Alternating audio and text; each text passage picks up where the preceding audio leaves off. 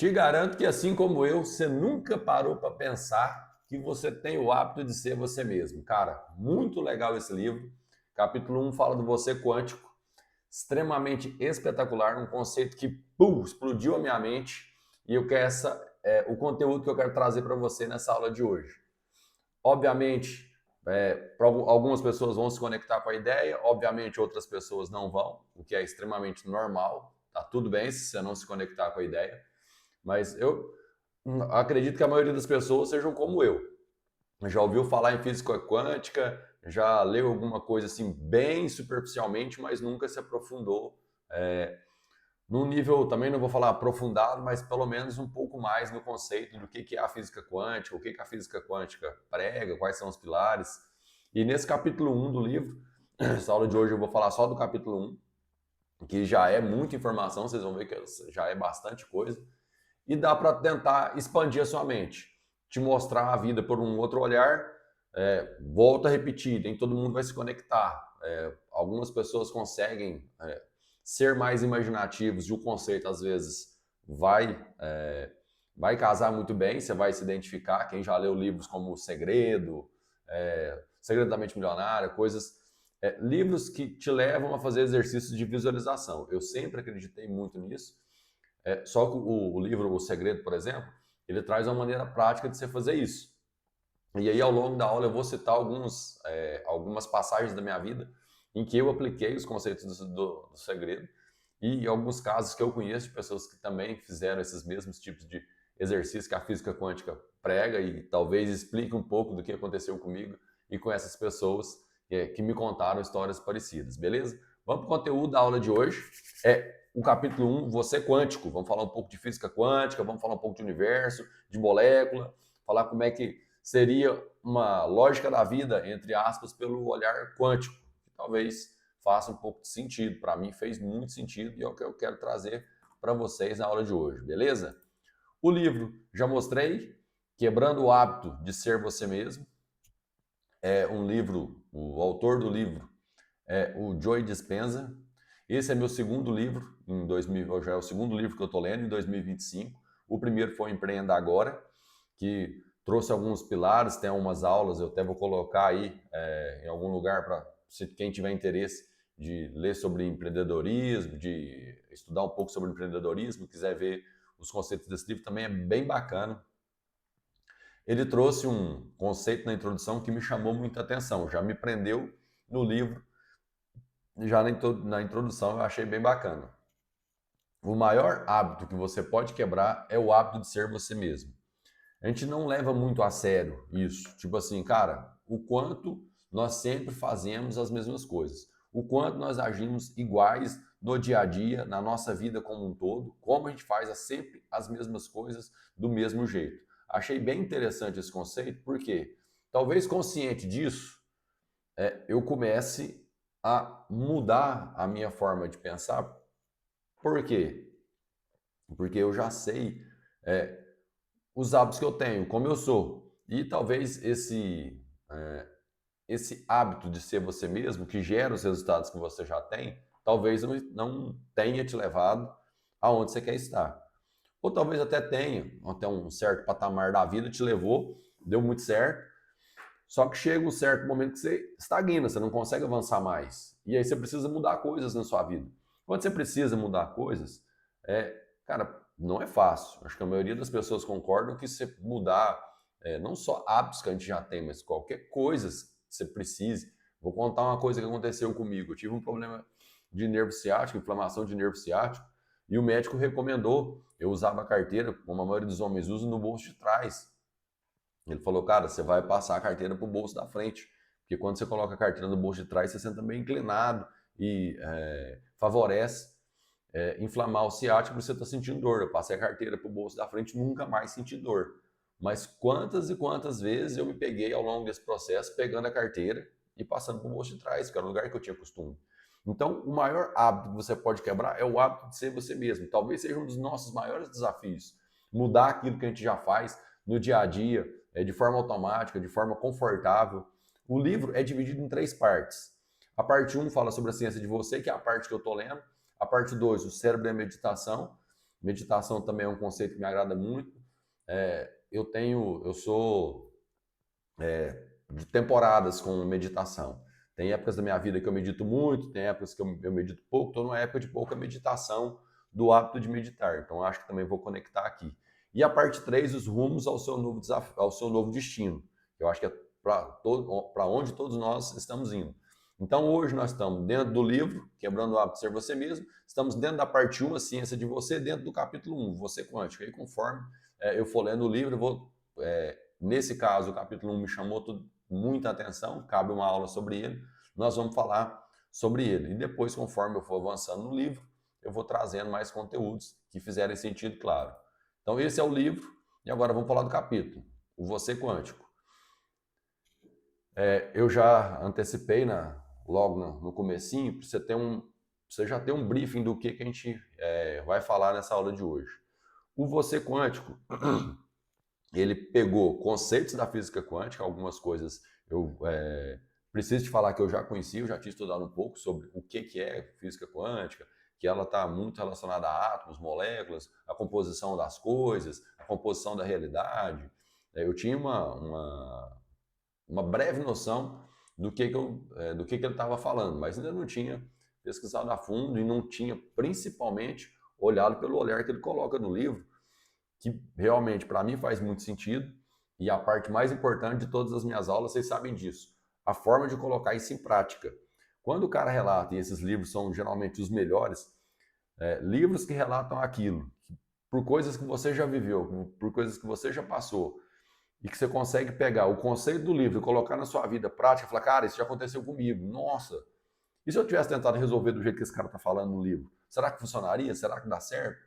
Eu sou sempre esse cara que, peraí, deixa eu tentar, deixa eu ver por mim, deixa eu saber pela minha experiência se isso funciona ou não para mim. O autor já falou que funciona, mas será que para mim funcionaria? Então, para mudar a sua vida, mude as suas crenças sobre a natureza da realidade. O que ele está chamando de natureza da realidade? É o mundo como você vê ele. Para você mudar a sua vida, você precisa mudar a crença que você tem sobre a natureza da realidade. Então, vou te dar um exemplo. Você tem uma crença que existe o ar.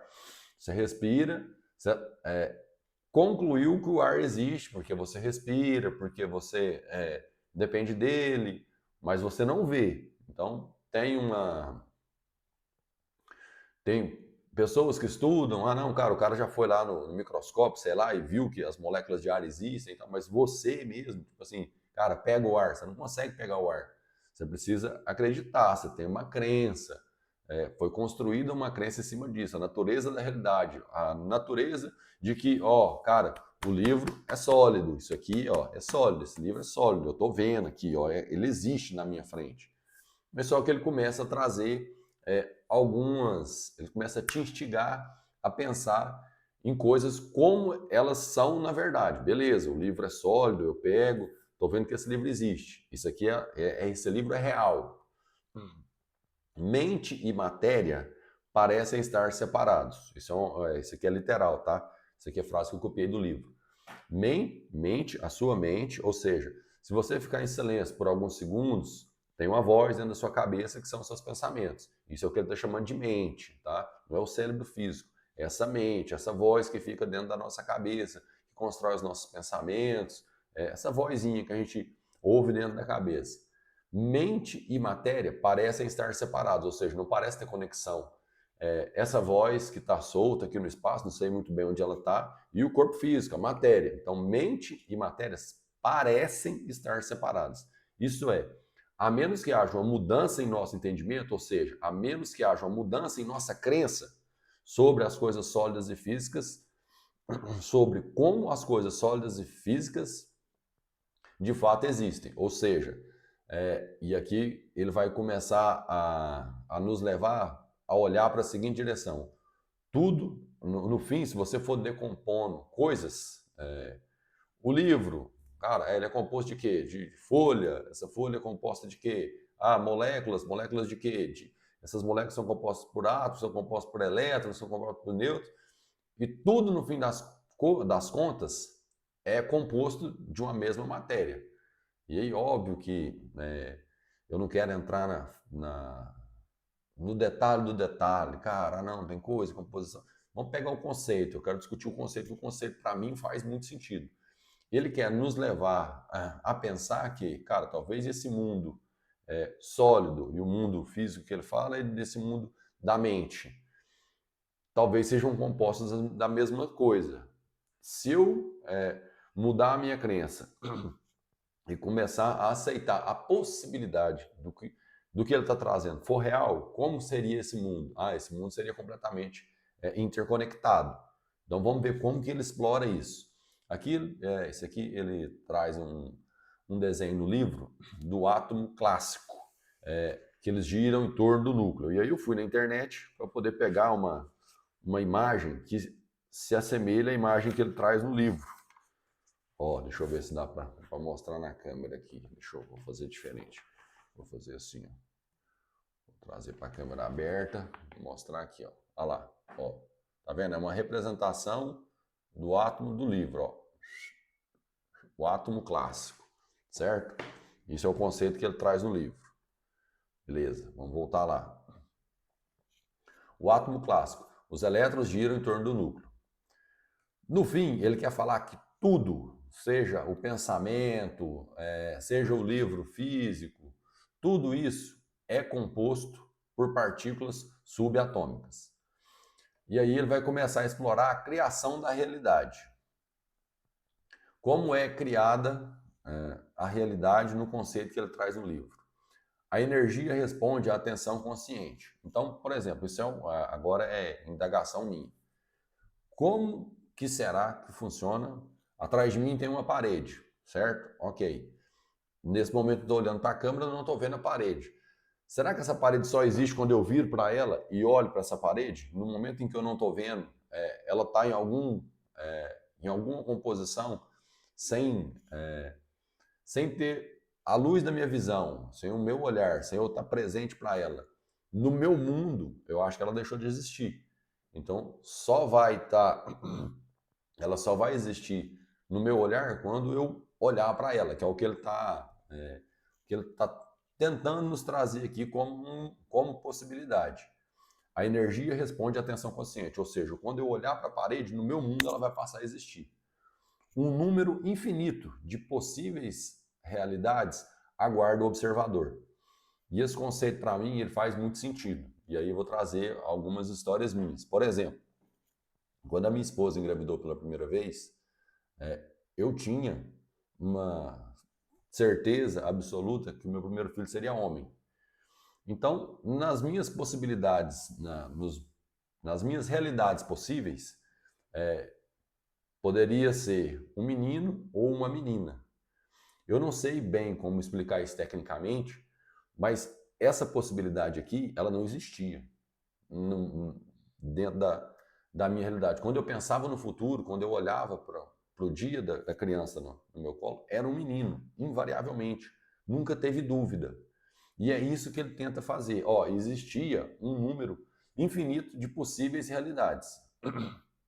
Eu só enxergava uma. E aí ele nos instiga a pensar o seguinte, olha, a energia que você coloca para aquela realidade ali, ela tem força, tem vínculo ali. Você vai colocando a sua mente, você vai visualizando a imagem do menino, o sentimento. Cara, eu consegui imaginar o que eu ia sentir quando meu filho estivesse no meu braço. Era muito forte. Então, sempre que vinha o assunto, é menino ou menina, eu sempre falei com muita convicção, é menino. Sei lá, eu acreditava naquilo de uma forma que não existia dúvida. E aí, até refletindo sobre essa passagem do livro com a minha esposa, eu dei esse exemplo. E vem aquela explicação. Quando eu expliquei para o meu filho esse conceito, esse princípio, me veio justamente isso. Olha, aos 18 anos, você não tem essas certezas absolutas que você vai ganhando ao longo da vida. Você pensa, pode ser menino, mas também pode ser uma menina. Óbvio que assim, gente, eu não estou eliminando que a realidade é essa, mas nos universos possíveis, nas realidades possíveis, se você pega uma realidade em que você é milionário, fala, cara, ela existe, como possibilidade, como pensamento, ela existe aqui em algum lugar. E se você começar, que é o que o livro vai falar mais para frente, se você começar a pensar nisso, a visualizar isso, ter as emoções, que essa parte da emoção, para mim, que me marcou muito. Cara, você precisa viver a emoção. Eu vivia a emoção. Sem ter o meu filho, sem ele ainda na barriga da mãe dele, eu conseguia sentir como seria a adrenalina de quando eu pudesse pegar meu filho. Isso era muito real. Então, era uma realidade possível. E ele fala o seguinte, olha, se as realidades possíveis estão aqui, de nascer o menino, de nascer a menina. Se você começar a colocar uma atenção consciente, com a sua mente indo para aquela realidade, você começar a sentir as emoções, é como se o universo obrigasse aquela realidade a vir até você. Só que explicando assim, então é fácil, então é só eu querer com muita intensidade que as coisas vão acontecer. Falar é muito fácil, viver e sentir esse sentimento só para quem já viveu, acho que vai entender o que eu estou falando. É uma verdade invariável, inegociável. Você não consegue conceber as outras possibilidades. Você alimenta e sente somente aquela. Em outras palavras, se você consegue imaginar um evento futuro em sua vida, baseado em qualquer um dos seus desejos pessoais, essa realidade já existe como possibilidade no mundo quântico, se tudo é composto lá no final por um átomo, esperando para ser observado por você. Por isso eu citei o exemplo da parede.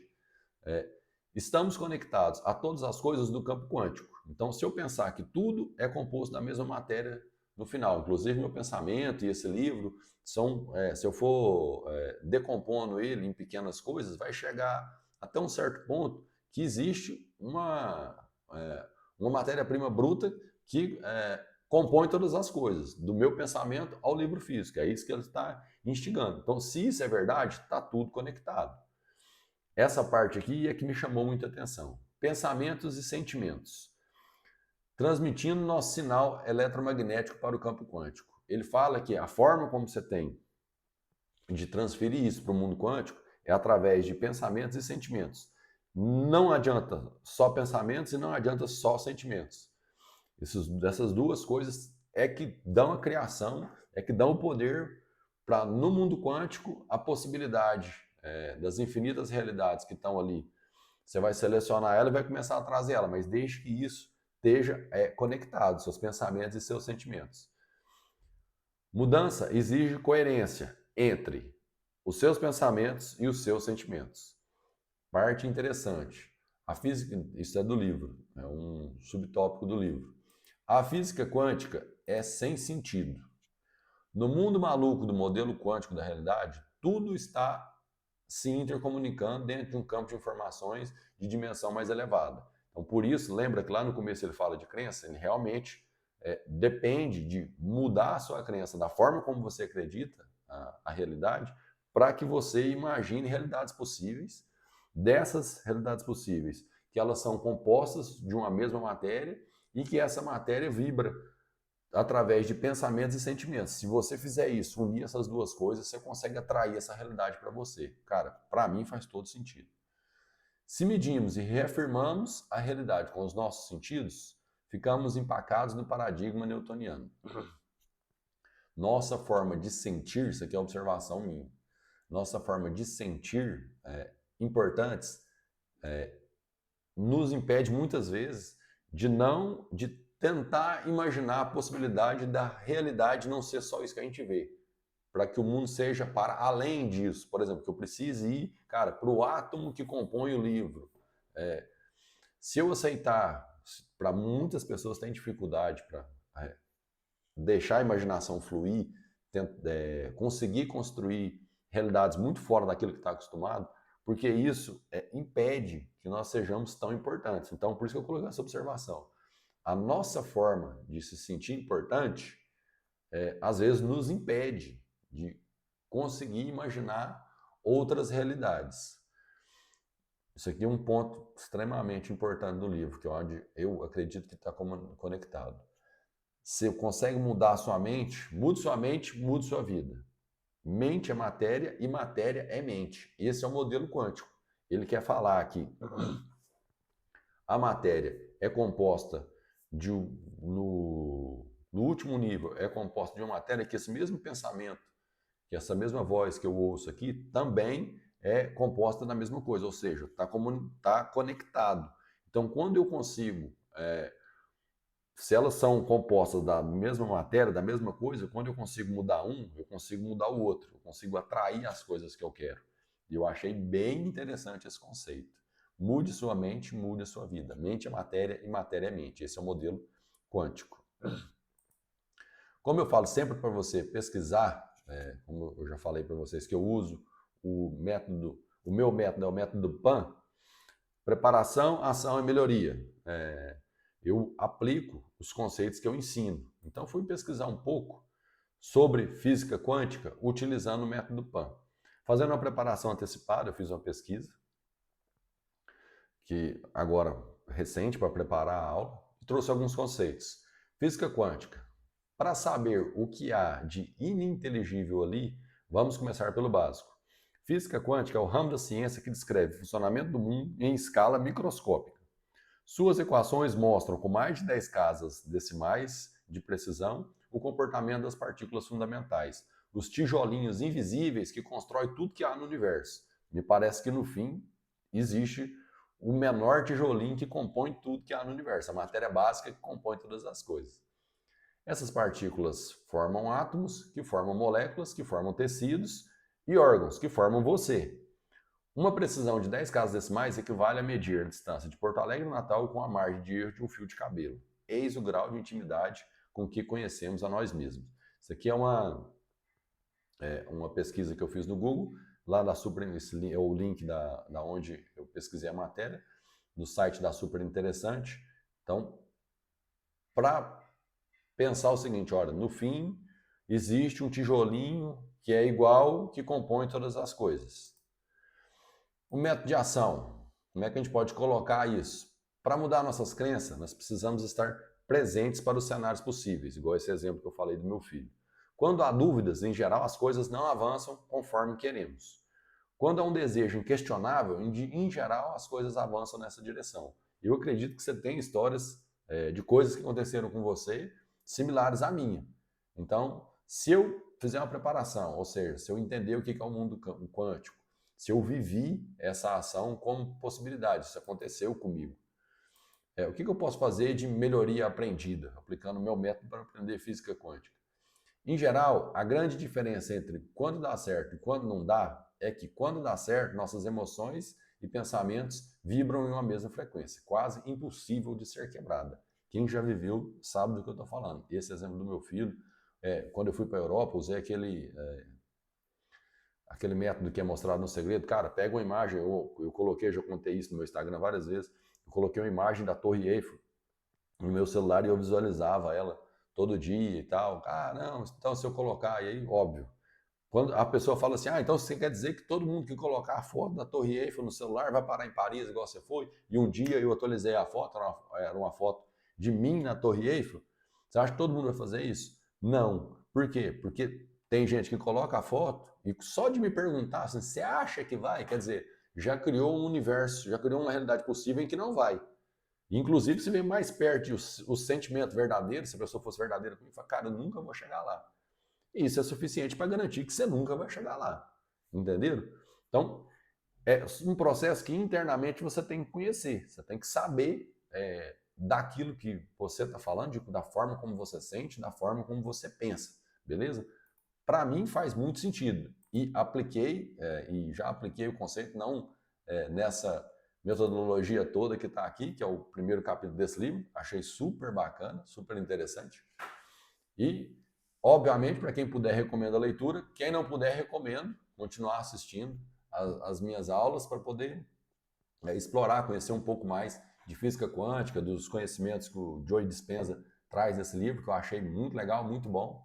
E convido aí quem tem dificuldade para se comunicar em público a conhecer o meu treinamento básico de comunicação em público. Tem um link aí na descrição do vídeo. Você vai clicar, vai cair numa aula minha onde eu te explico todo o processo de comunicação básico para te apresentar meu produto de comunicação básica. Se fizer sentido para você, de alguma forma, puder te ajudar, nessa aula eu te explico bem como funciona, o que é, valores e tal. Se fizer sentido para você, clica aí embaixo, falou? Não se esqueça de curtir o vídeo, se inscrever no canal, compartilhar aí para a gente aumentar o alcance dessas informações. Falou?